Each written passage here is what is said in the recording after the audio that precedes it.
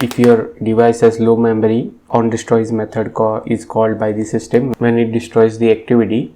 It is also called when there is a configuration change. Whenever the device is rotated or the language is changed, such configuration changes occur, then this onDestroy method will be called and your activity will be created again.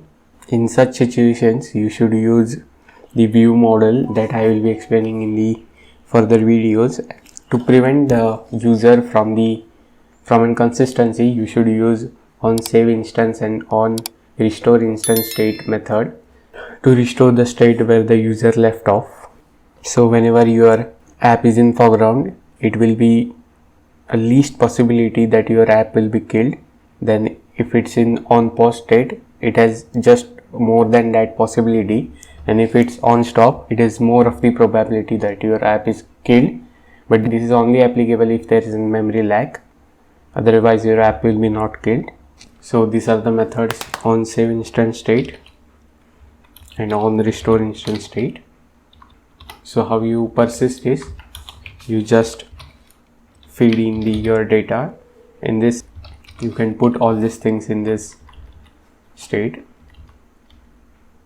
You can see that.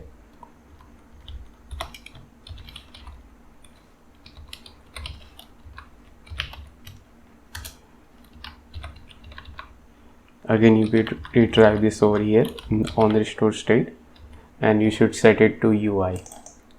This save instance state, and this will be getChar.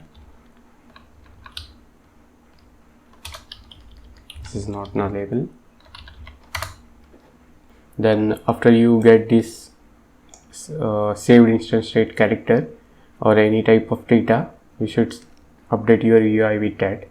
So this is how you maintain consistency even if your app is destroyed. Please subscribe the channel if you want more such videos, and press the like button if you all liked the video.